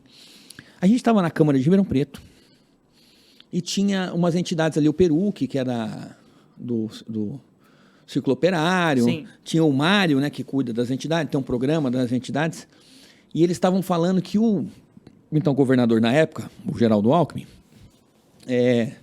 tinha mudado o lance da nota fiscal paulista, que são aqueles cupons que você deixa... lá e deixa lá na caixinha. Deixa lá para pai, para Santa Casa, para entidade X. E aí, eles falam assim, é igual a transição do imposto de renda. O imposto de renda era no papel, ele fez uma transição até chegar ao eletrônico. Porque o governo do estado queria lançar um aplicativo, que é até legal, hoje as entidades até usam mais. Mas do jeito que eles queriam lançar, iam durar 2, 3 anos na transição e ia quebrar as entidades. Porque tem entidades que 80% do orçamento é da nota fiscal paulista. Putz. Os caras vão no final de semana, com um carro, buscar essas urnas. De sacolas, né? Sacola, vai pegando aquelas urnas e fica uma pessoa digitando. Porque você consegue transferir a sua nota, o seu cupom, eu, Biasoli, o Thiaguinho, para a entidade. Às vezes você nem sabe, você coloca lá, mas é o Cantinho do Céu, é não sei o quê. Então, Ribeirão Preto são mais de 90 entidades e 4 mil no estado de São Paulo. Eu estava lá com o Maraca, eu falei, Maraca, vamos ligar para o Caruso. Ligamos para o Caruso, falei, Caruso, está acontecendo isso. E de lá a gente fez 2 audiências públicas gigantescas no Franco Montoro, na Assembleia Legislativa. O Caruso capitaneou isso, defendeu, brigou com o governo, fez uma lei, o Alckmin vetou a lei. Aí depois, quando assumiu o Márcio França, ele combinou na Assembleia de derrubar o veto do Alckmin, que era a lei do Caruso, é o seguinte, ele não poderia falar que o governo tinha que fazer dessa forma. Você não pode... Mas ele colocou na redação, de maneira muito inteligente, que assim, você poderia destinar o seu cupom fiscal independente da tecnologia. Já é uma brecha. Então não era mais um aplicativo, você podia fazer a nota fiscal. E isso deu uma sobrevida de 2, 3, até tem entidades que até hoje recebem esse cupom, né? Já estão usando muito o aplicativo. Deu uma sobrevida para entidades que cuidam de crianças, idosos, pessoas com deficiência, asilos, ou não fala mais asilo, né? Lar de idosos. Sim. Santas Casas, de cidades muito pequenas, vivem disso também. E é por causa desse cara. Cara, essa história eu não sabia, não. O Caruso, ele e às vezes eu fico olhando, eu fico pensando assim, e eu também participei disso, o Maraca foi o vereador que levantou, que fez um ofício disso tudo. O cara não imagina, o cara lá, vamos pôr Presidente Prudente, que é uma cidade de 400 e tantos quilômetros Tem uma instituição lá e o cara não imagina Ele não imagina que um vereador de Ribeirão Preto, Alessandro Maraca, junto com um deputado, Jorge Caruso, são as pessoas que seguraram na mão da entidade dele para manter a entidade dele. Cara, só a gente se aprofundando e isso não vem à tona, né? Então, você não só toma, como você já tomou cerveja com ele. Já, várias. Tem uma admiração tremenda. Tem mais alguém aí, Jojo? E esse brother aqui que você acabou de falar o nome dele? Pô, ele já veio aqui, foi o primeiro convidado. O Maraca vai adorar, porque ele tá magro nessa foto aí. Ele tá bonito. O Maraca é um grande irmão, um grande pai, um grande ser humano, tem um futuro brilhante pela frente. Depende de muita coisa, né? Mas ele é um grande nome, assim, vou até lançar aqui, o prefeiturável, né? Que diz assim. É um grande nome, depende de muitas casas para mexer no tabuleiro, mas é muito capaz, está estudando agora gerência de cidades, é advogado. Você conversa e legal que você conversa com o Maraca, você fala assim, esquece da questão da amizade, mas você fala com ele assim, Branca Salles, ele sabe falar daquele entorno, não sei do que, aeroporto, ele sabe falar, então é um cara que conhece muito a cidade, é um cara que poderia fazer muito, muito, muito pela cidade de Ribeirão Preto. Está fazendo, já como presidente da Câmara, mas na limitação de um parlamentar municipal. E histórias com ele de tomar cerveja, assim, tem alguma? Pô, o Maraca adora, eu conto as histórias, as minhas, ele adora contar as histórias, que eu conte minhas histórias para todo mundo, minhas piadas e tal. Quem não gosta? Mas o Maraca é um Já briguei com ele algumas vezes, a gente já fez as pazes. Com quem você não brigou, né, Biazão? Não, e aliás, eu briguei com muita gente por causa dele. Isso eu também sei. Defendendo ele, assim, desde quando ele foi secretário da Cultura. Lembra que eu brigava com os famosos, falava dos Zé Ongs. Zé Ongs. Brigava com eles e tal. O pessoal ligado ao Lages, a Dulce, eles adoravam falar mal do Maraca, eu brigava com todo mundo, né? Mas assim, o Maraca é um grande irmão, um grande amigo, devo muito pra ele. E ele deve muito pra mim também. Ô, Bia, tem mais alguém? Eu acho que não, né, Jojo? Tem mais um? Eita, nós. Quem que tem aqui? Vixe. Cara, você sabe que o Neto... Não, você sabe que o Neto é o seguinte, meu menino um dia falou assim, pai, eu queria que o Neto fosse palmeirense. Que o Neto, assim, ele é muito... Ele é surreal as coisas que ele fala. Ele é surreal. O que ele fez com o Abel, por exemplo... Ele falando da mãe do Abel, ele segurou nas calças, assim, falando do Abel. Foi uma coisa nojenta. E ao mesmo tempo, assim, passou alguns programas, ele fala bem do Abel. Mas esses dias ele estava rasgando o verbo, elogiando demais. Não, é demais. Então tem hora que ele fala... uma coisa, ele é um personagem. Não, ele é tão louco o programa dele, assim, que é caótico. O programa do Neto, ele começa a falar... Não dá pra levar tão a sério. Não, ele começa a falar de futebol, ele fala do Corinthians, de repente ele tá falando da pandemia, de repente ele fala da vacinação, de repente ele fala da polícia, de repente ele fala do Bolsonaro. Ele abre aquele editorial dele de 15 minutos, ele fala... Ele é pior do que eu. Quantos assuntos eu falei aqui e tal. E, poxa vida, eu acho... Eu gostaria de tomar uma cerveja com o Neto, viu? Você sabe que tem um vídeo do Neto que eu passo mal de rir, que tem até aquela música pom, pom, pom da comédia que tem no final, dos memes, né? Ele tá filmando assim, tô aqui com o policial militar fulano de tal. Aí ele pega um policial assim, um negro assim, policial fartão, assim, bonitão. Aí pega e fala assim, fulano, e de que time que você torce? Aí ele olha assim e fala assim, eu sou Palmeiras. Aí ele trava. Dá uma travada. Não, mas é muito engraçado, cara. Esse vídeo é muito, muito engraçado. Sabe que eu ouvi uma história dele, ele contando, né? Fui gravar uma entrevista onde ele tava participando. E ele estava falando sobre uma questão que ele se envergonha muito, né? Que ele tem um episódio dele ter cuspido em alguém no jogo, né? E aí teve um dia que ele quis sentar com a filha... Ele cuspiu no árbitro. No árbitro, né? E ele falou que ele quis conversar com a filha dele sobre isso. E ele falou assim, olha, tem uma coisa que o papai se envergonha muito de ter feito, e eu tenho certeza que você está indo para a escolinha agora, talvez não agora, mas daqui a algum momento alguém vai te zoar disso, alguém vai falar que o papai fez isso. E ele fez mesmo, só que eu me envergonho e tal. Então ele se retratando com a filha dele por algo que ele já fez e que talvez ela nem demorasse ali para ficar sabendo, para aquilo virar, né, uma informação que possa deixar ela envergonhada. E eu achei, assim, por mais explosiva que seja essa figura, a delicadeza com que ele tratou esse assunto foi muito interessante. Eu acho que tem hora ele fala algumas coisas escatológicas, assim, né? Mas eu acho que o Neto é um grande ser humano. Tomaria uma cerveja. Esse dia ele falou, daqui 5 anos eu vou me aposentar, não quero tirar foto com ninguém, não quero fazer mais vídeo, quero andar de pijama, sabe? Eu achei muito engraçado o vídeo dele. Tomaria uma cerveja com ele? Tomaria. E aí tem algumas pessoas que não estão aqui, que eu quero saber a sua opinião sobre elas. Porque acabou, né, Jojo? Tem mais uma, meu Deus do céu. Quem que é a próxima figura? A Anitta. Você já falou dela aqui hoje. Primeiro assim, eu não gosto da música da Anitta, tá? Mas a gente tem que entender o fenômeno que é a Anitta. A Anitta é uma guerreira. A mulher é diretora de um banco hoje. Ela fez um acordo. Você viu quando ela fechou a propaganda do Tinder? Ela que fez o lançamento digital, da campanha digital do Tinder. A Anitta é muito capaz, fala acho que 3 ou 4 línguas. Ela é muito tenaz também, muito perspicaz naquilo que ela faz. E é um fenômeno. Mas mostra a bunda, mas gosto da música dela, não gosto da música dela, gosto do que ela fala, não gosto do que ela fala. Não interessa. O que ela se propõe a fazer, ela vai e faz. É admirável. Sim. Entendeu? Não dá pra negar que ela eu acho que ela seria um puta papo. A Anitta seria um puta papo, assim. Eu acho um mulherão, assim. Tem algumas pessoas, então, além dessas que a gente passou aqui hoje, que são algumas pessoas que transitam pela política. Eu sei que você recebeu uns recados para perguntar dessas pessoas para mim, pois né? Que eu quero saber se você topa falar dessa. Tudo bem. Se você falar assim, não, essa pessoa eu prefiro não falar, eu vou entender, claro. tá? Não, mas, por exemplo, tem figuras que já foram prefeituráveis, já passaram pela Câmara e que também são figuras polêmicas. Por exemplo, Ricardo Silva. O que você acha? O Ricardo Silva eu já briguei muito com ele. Uma vez eu fiz um vídeo, Ricardo Silva mente.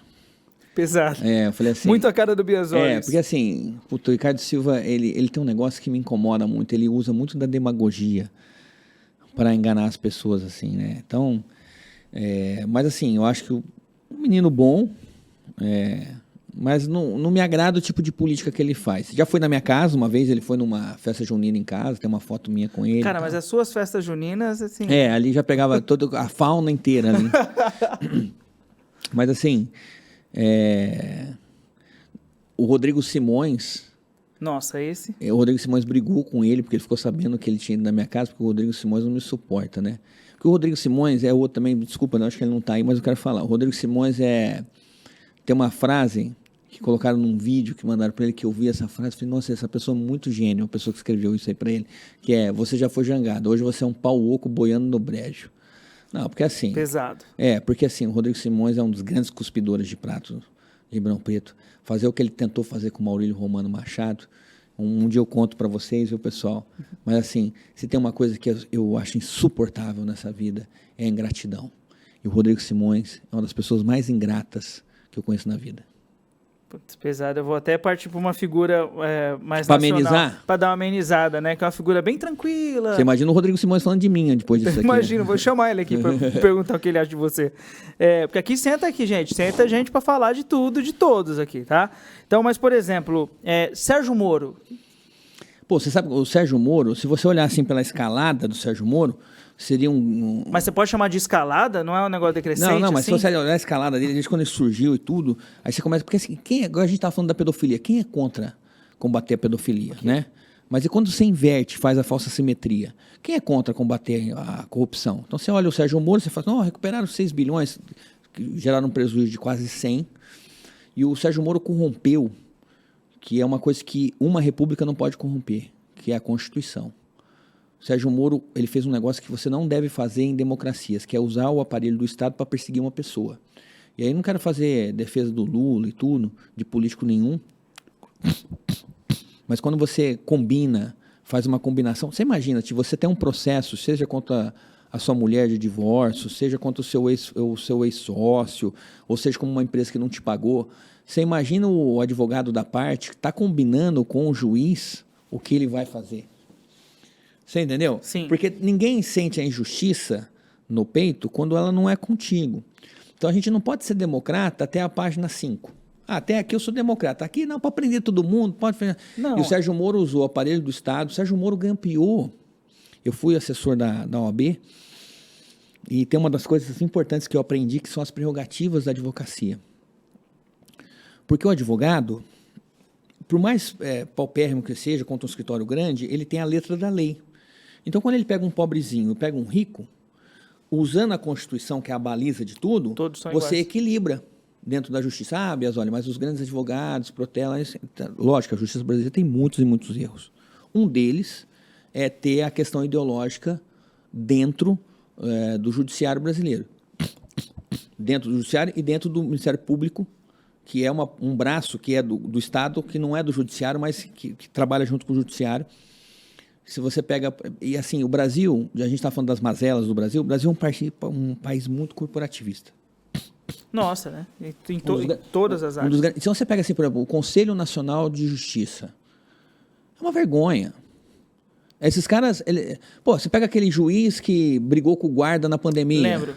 Você pega a mulher que falou mal da Marielle Franco, inventou que a Marielle Franco era ligada ao tráfico. Esse pessoal está trabalhando. Esse pessoal não foi sequer afastado. Aí quando se afasta, eles passam a receber uma aposentadoria de 30, 40 mil reais. Então, assim, o corporativismo... Você pega o Conselho Nacional do Ministério Público. Eles não conseguiram punir o Deltão Dallagnol, que tem uma compra obscura de um apartamento em Curitiba, que tentou fazer um fundo de 2 bilhões com o dinheiro resgatado da Lava Jato. É uma vergonha. Quem conseguiu ler mas era ilegal, era não sei o quê, as mensagens do que eles fizeram, e assim, umas questões desumanas, quando morreu a mulher do Lula,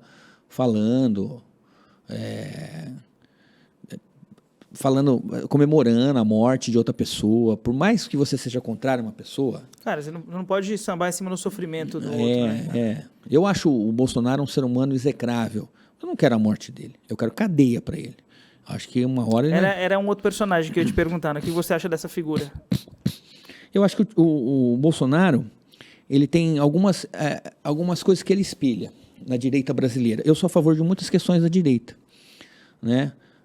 Mas o Bolsonaro, por exemplo, o que é a direita brasileira? Ela não tem nada de liberal, do liberalismo. Que é o liberalismo, você pega questões do LGBT, que hoje é o Dia Internacional. Sim. A gente está gravando, vai passar outro dia, mas é o Dia Internacional de combate à transfobia. Isso. As questões do LGBT não poderiam ser dos negros se não fosse...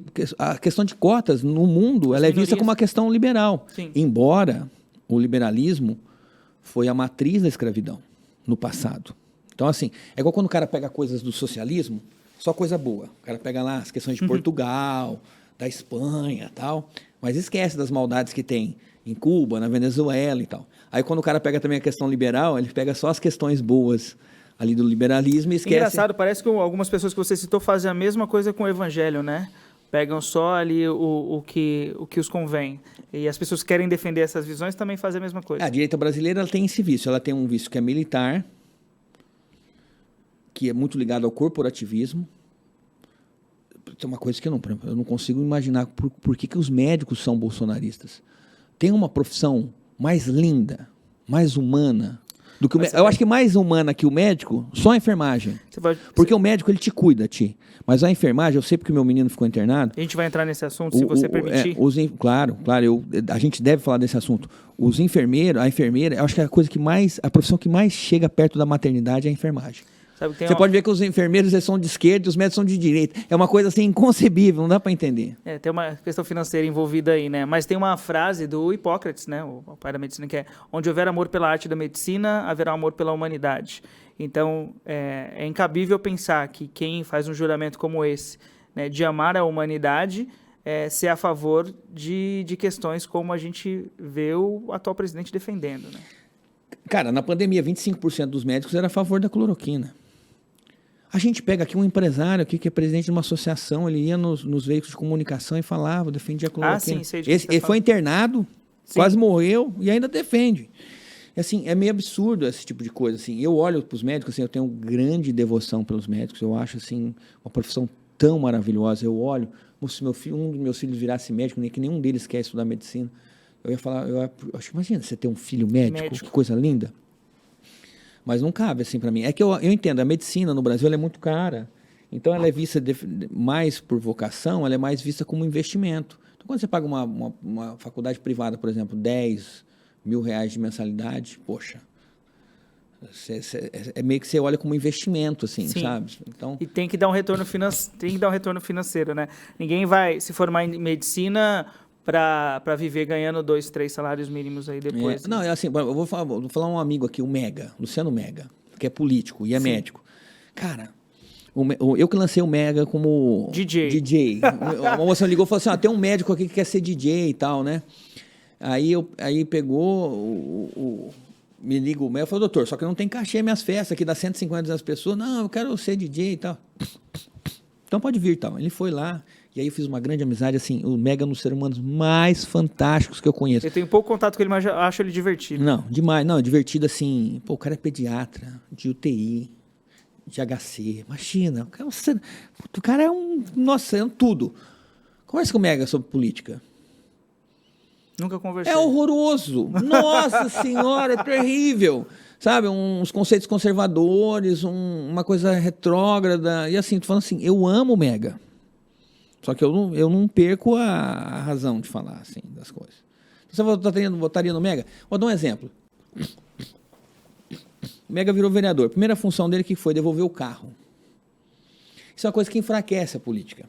Porque, lembra das falsimetrias que a gente falou da pedofilia? Falando assim, por exemplo, você vai devolver o carro. Se ele passa para a população que o carro é um luxo. Cara, é uma necessidade. Você pega aqui. É uma ferramenta. Você pega aqui, por exemplo, a prefeitura é aqui, no centro. Aí você pega o DAERP, na outra parte do centro. Aí você pega a Secretaria de Limpeza Urbana, é lá no Jardim Paulistano. Aí você pega a infraestrutura, que é lá no Morro do São Bento. Aí você pega a outra, não sei aonde. Como é que um vereador se locomove e tudo. Então, assim, se o vereador ou a assessoria dele está usando aquilo a benefício da população para atender a população, qual que é a diferença do Mega usar o bisturi, que é da USP? Lógico, é uma coisa mais digna, né? Mas vamos supor, ele leva o bisturi próprio. Não. E assim, quando você devolve o carro, igual o menino do novo aí, o Rodini, devolveu o carro. Ele devolve o carro, mas ele não devolve o telefone, não devolve o gabinete, não devolve os assessores. Entendeu? E você vende para a população que os assessores são tudo cabide de emprego. Você vende para a população que o papel que gasta, eu lembro que o Jornal Cidade, jornalistas faziam aquelas reportagens super retrógradas. Fulano foi o campeão de gastos. Eles faziam, tinha essas médias, né, de quem gastou mais papel, quem enviou mais carta. Aí eu fui ver o cara que era que economizou menos, que era o Boni, acho que na época. Lembra, o que menos trabalhava nada, não tinha ofício, não tinha nada, não perguntava nada para ninguém, não tinha lei, já era aquele uma coisa absurda, mas assim... Lógico, economizar papel. O cara não fazia nada, eu ficava pensando, o que o pessoal dele faz lá? Fica jogando paciência? Ficava pensando, né? Você sabe que eu escrevi sobre isso no jornal? E o Zucoloto tomou ar na bomba, o vereador Zucoloto tomou ar na bomba. E o Zucoloto fez um dossiê meu, porque assim, eu fali em 2010, eu tinha uma fábrica com 100, 150 funcionários. De cada 10 empresas que nascem, em menos de 3, 4 anos, 9 fecham no Brasil. Isso é a estatística do Sebrae. Você começa a criminalizar, e eu passei horrores, assim, na minha falência, tudo. Até hoje eu pago conta disso. E o Zucoloto pegou, fez um dossiê das minhas dívidas, entregou para o jornalista, falou assim, o Biasoli e tal. Aí eu falei, como se eu fosse interesse público. Eu sou interesse público teu, porque você é meu amigo e tal, mas não tem cargo público, né?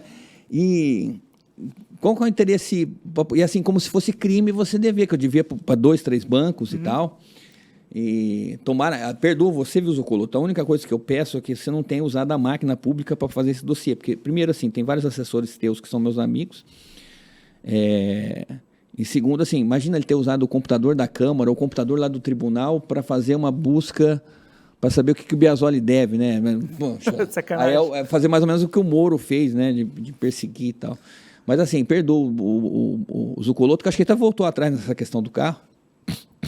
E tudo começou esse negócio, ele fez fazer esse dossiê, porque eu escrevi um artigo, que eu nem cito o nome dele, mas que eu falo da demagogia de entregar o carro e tal. E aí, voltando, a Omega fez isso e é uma besteira, né? Na verdade, você tem que cobrar do político, assim, ele está entregando, o que ele está fazendo para a saúde? Ele está defendendo comunidades, está defendendo os mais pobres. O Maraca agora devolveu um dinheiro da Câmara, e foi a primeira vez que um político chegou para o prefeito e falou... Vai usar para isso, né? Preciso que você use para isso. Ele não tem essa prerrogativa, mas ele pediu, e aí eu tenho que elogiar o Nogueira. De ser sensível a esse pedido, Eles fizeram o maior programa de transferência de renda do interior do Brasil, que é o Acolhe, que atendeu quase 20 mil pessoas. Pena que eu acho que eles não retornaram nisso, que é um grande erro. Bia, de tudo que a gente conversou até agora, fica uma dúvida, não só para mim, mas para quem está assistindo a gente, se você é de esquerda ou de direita. Poxa, você sabe que isso faz uma coisa que faz parte do pensamento binário brasileiro, né? Que você é isso ou aquilo. Tem posições minhas que são muito claras, assim, que são de esquerda. Por exemplo, vamos pensar agora, o que seria do Brasil sem o SUS? O SUS é uma política de esquerda. É o único país com 200 milhões de habitantes, nesse nível, que tem um programa universal de atendimento à saúde. É o Brasil. O SUS que comemora hoje, por acaso, dia 17, comemora o nascimento do SUS na Constituição brasileira, se eu não me engano, se eu não estiver errado. Hoje é 17 de maio? Hoje é 17 de maio. Então, eu acho que é o aniversário do SUS, por acaso. Então, assim, um país desigual, como brasileiro, você pega, por exemplo, os negros representavam 3% dos universitários, hoje representam 16%, por causa da uma política progressista de cotas. É o país que mais mata LGBTs no mundo, e hoje a gente está no Dia Internacional de Combate à Transfobia. É o país que mais mata mulheres por crime de feminicídio, que é um crime contra o gênero. Então, como é que você não pode pensar num Estado forte? Então, eu sou um cara de esquerda nessas posições. Em outras posições, eu sou um cara de direita. Eu acho que aquilo que você poder conceder para o Estado, para a iniciativa privada, é muito importante. Por exemplo... O governo não precisa executar todos os... Estradas. Não, o governo tem que fazer. Mas tem algumas coisas que você precisa tomar cuidado. Por exemplo, agora estão perigando privatizar a Petrobras. Eu sou totalmente contra. A Petrobras está dando um lucro de 30 e poucos por cento. Hoje, 80% do petróleo no mundo é estatal. E depois que aconteceu o que aconteceu no Brasil, a gente destrinchou o pré-sal, desmanchou a parte de distribuição de gasolina no Brasil. E a gente está comparando, o preço hoje está com 60% só de refino da nossa capacidade e está comprando hoje produtos, importando produtos e está dolarizando a nossa gasolina. E isso, o preço do tomate, o preço do arroz, fora que fecharam os galpões da Conab no Brasil, que é uma coisa também que o Estado tinha, que era o estoque de alimentos. Sim. Então, quando vai aumentar o feijão. O governo vai lá e solta o estoque de alimentos que ele tem. Que já é uma coisa atrasada, você ter o estoque de alimentos, que você pode comprar esse alimento na bolsa, você pode, né? Você não precisa ter mais o estoque físico, mas fecharam esses galpões e também não tiveram uma política de controle. Não é controle de preço, não, é controle de estoque. E aí você começa a chegar no supermercado e você vê tudo caro, pagando quase R$8 o preço da gasolina. E você não sabe de onde que é. Aí você pega um pobre coitado e fala assim, eu quero que privatize a Petrobras. Ele não sabe o quanto isso vai refletir na comida que chega na casa dele. No prato de comida. E a gente está falando de 20 milhões no Brasil que passam fome, mas não sei quantos milhões que tem insuficiência alimentar, porque o cara comia carne, hoje ele come ovo. O cara comia arroz e feijão, ele come só arroz. E eu já passei fome e eu já comi arroz e salada. E o salada não é tomate, não. Alface. Uma vez eu estive num posto de gasolina, não sei se cabe contar isso aqui agora. Cabe tudo aqui. Eu trabalhei num posto de gasolina um mês. Não arrumava emprego. E eu fui trabalhar no posto de gasolina um mês e eu levava uma marmita. E minha marmita era arroz e alface. E eu tinha vergonha de esquentar a comida na frente das pessoas, porque eu tinha que tirar o alface para esquentar o arroz. Porque se você esquentar o arroz e o alface no micro-ondas, o alface fica verde escuro. Uhum. E eu esperava todo mundo sair para esquentar a minha marmita. Eu tinha insuficiência alimentar. Eu comia arroz e alface. Eu passei a comer meses arroz e alface. Quando eu tinha um ovinho era uma maravilha.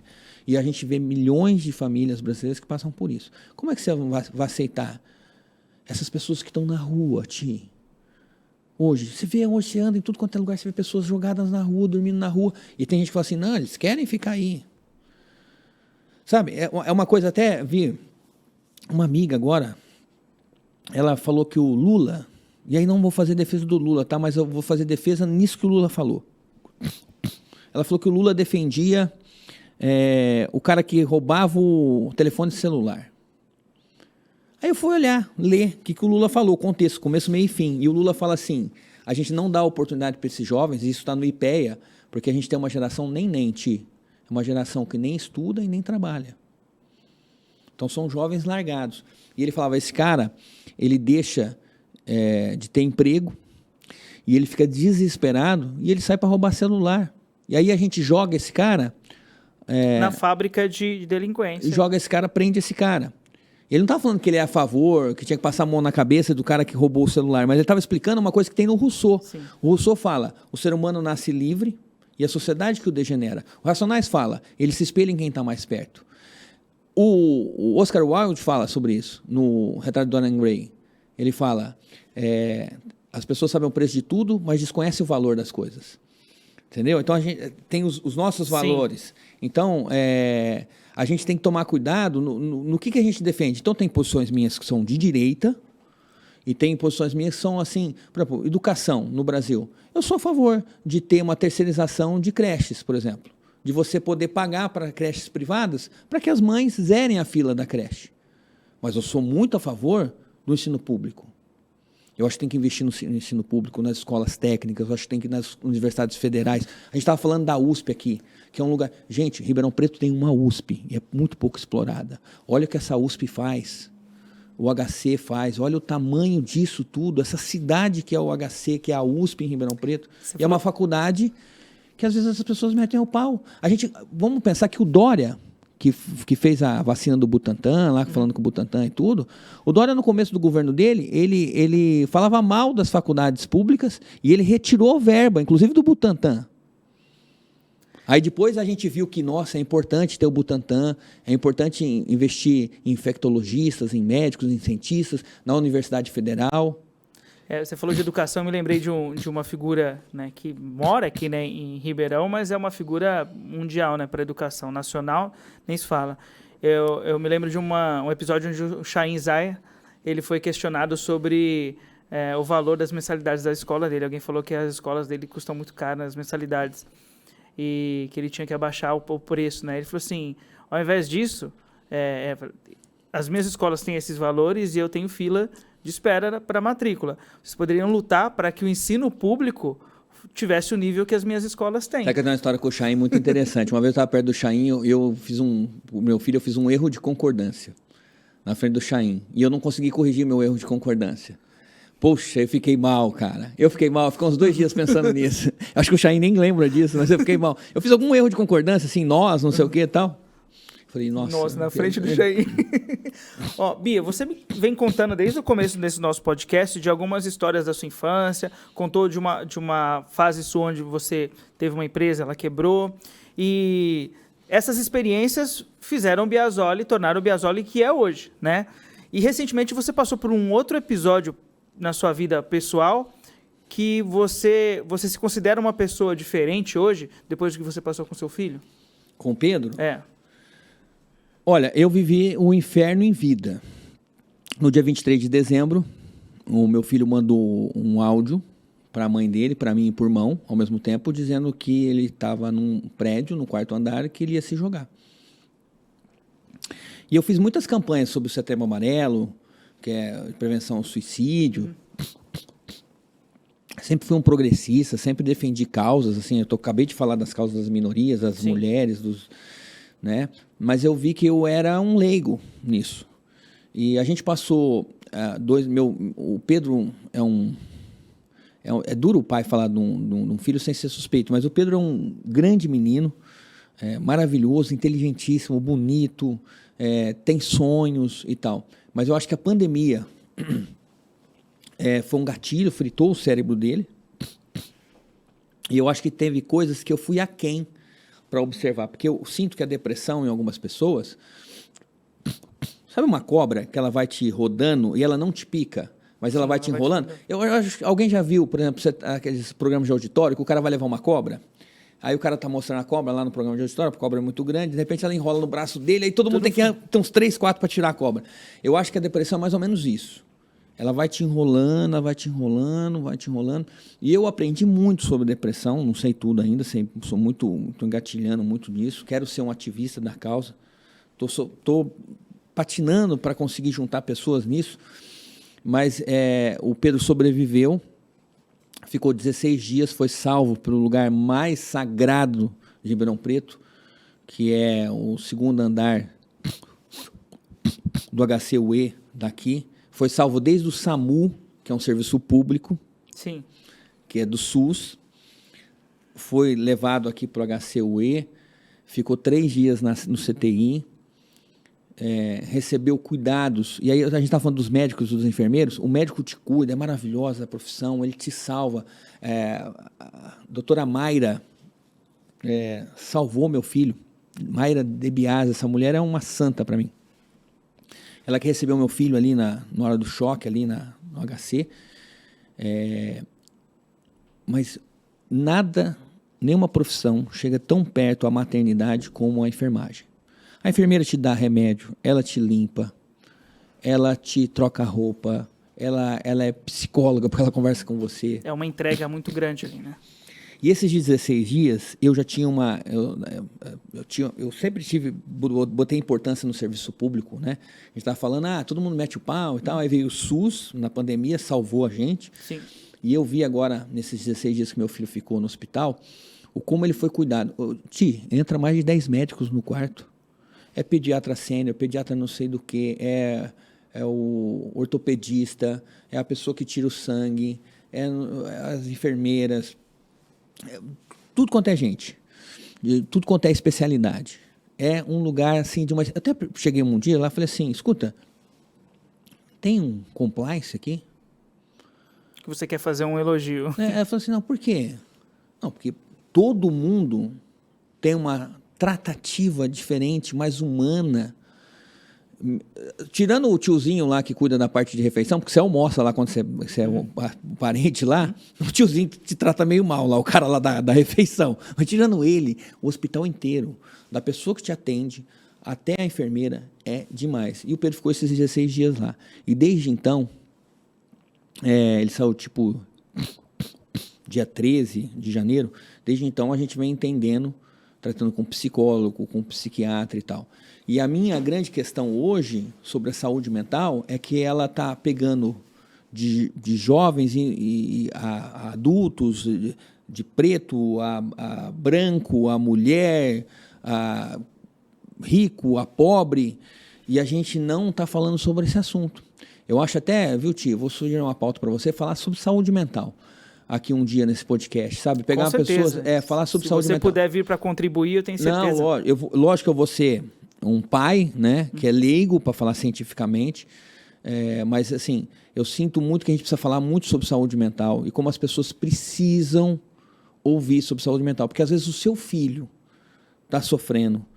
Agora, recentemente, tinha uma amiga do Pedro que estava com crise de ansiedade, o pai achava que era mimimi, e eu até falei para ele, Pedro, você não quer que eu ligue para ele? Ele falou, não, a enfermeira vai ligar. A enfermeira ligou para o pai e falou, pai, o negócio da sua menina é sério.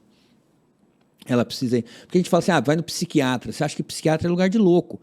Na verdade... Existe um preconceito muito grande. Um preconceito muito grande. Na verdade, o psiquiatra é de pessoas que querem estar bem. Muito pelo contrário, são pessoas da razão que procuram. É um preconceito grande, porque assim, se a pessoa tem um problema no estômago, não existe preconceito nenhum você ir num gastro, né? Se você sente uma dor no peito, não tem problema nenhum você ir procurar um cardio.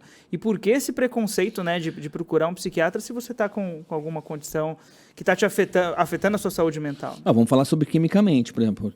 O Pedro tem deficiência serotonina, dopamina, e ele precisa de alguns remédios, como se ele fosse um diabético. Tendo que suprir. E ele precisasse de insulina. Você olha um diabético hoje, você fala que ele é um ser humano a par. Não. E o Pedro precisa ter um tratamento, ele precisa se cuidar a vida inteira. E assim, tem prêmio Nobel, que tem problema de saúde mental. Agora, no show do Metallica, em Curitiba, o James Hetfield que é meu ídolo, fez uma declaração em cima do palco, falou assim, pessoal, eu quase não vim para esse show. Porque a minha saúde mental estava abalada e ele sofreu com depressão. Ele falou, eu me sinto um velho para tocar, do Metallica, se sente velho. E meus amigos que me colocaram aqui de volta e tal. Tem uma Imagine Dragons, acho que é a pronúncia assim, as letras dessa banda e o vocalista tem problema de saúde, acho que não é problema de saúde mental o termo que fala, mas assim, ele sofre tem uma deficiência de saúde mental e ele fala muito sobre isso nas letras e fala muito disso no show e eu acho muito admirável. E aí eu fico pensando, cadê a prefeitura para falar sobre saúde mental? Cadê os convênios médicos para falar sobre saúde mental? Porque assim, o convênio ele fica esperando a pessoa procurar. Sim, tem essa medicina preventiva. Por que a gente não começa a falar para as pessoas? Escuta, como é que você está? Você está dormindo? Primeira causa, meu menino não dormia. Eu não tinha ideia como isso afeta. Porque tudo no nosso corpo, desde emagrecer, o metabolismo, a questões de memória... Você dorme 2, 3 horas numa noite, a gente que não tem problema de saúde mental, ou tem menos... A gente acorda muito mal, fica com o dia inteiro horrível, passa para recuperar só no outro dia. Você imagina pessoas que passam 3, 4, 5, 6 meses, 1 ano sem dormir. O cérebro dessa pessoa frita, o que aconteceu com o meu menino. Então, assim, pergunto para o pai que está me vendo aqui, ou para o filho que tem um pai mais velho, de 60, 70 anos. A pessoa está dormindo? A pessoa está indo ao banheiro todos os dias? Porque o intestino também afeta a saúde mental. E você, depois desse episódio, você começou a reparar mais, ser mais atento a isso, inclusive as pessoas que te rodeiam, além de todo o cuidado que você tem hoje com seu filho.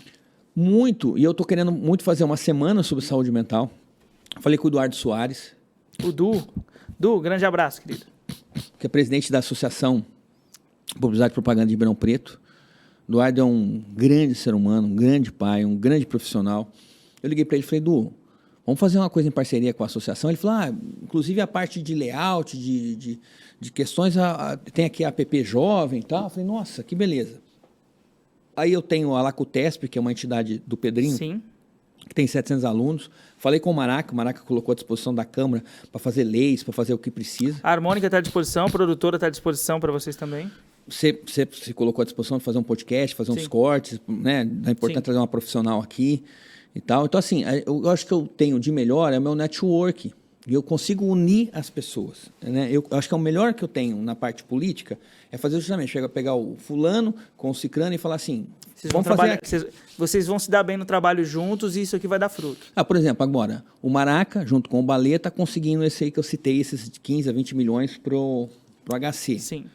A médica pediu para mim. Aí eu falei pro Maraca, vamos lá comigo. Aí a gente pede pro Balê, você me ajuda, pede pro Balê junto. O Balê, eu falei, Balê, ano eleitoral, pede pro governador, é uma maneira de pressionar mais ainda. Não que o Balê precise disso, que o Balê ajuda a saúde em todos os anos. Mas você entendeu? Eu consigo unir essas coisas. Eu quero fazer uma grande semana de saúde mental. Estou com um pouco sofrendo um pouco, aí os profissionais são um pouco burocratas para falar nisso, e eu acho que a gente tem que simplificar. Não simplificar a importância, mas simplificar a linguagem. É desburocratizar, né, isso, né? Deixar para falar para as pessoas, olha, saúde mental é uma coisa séria e é uma coisa que a gente precisa falar com o tio do boteco e com o filho. Com o filho ao professor da universidade. Sim.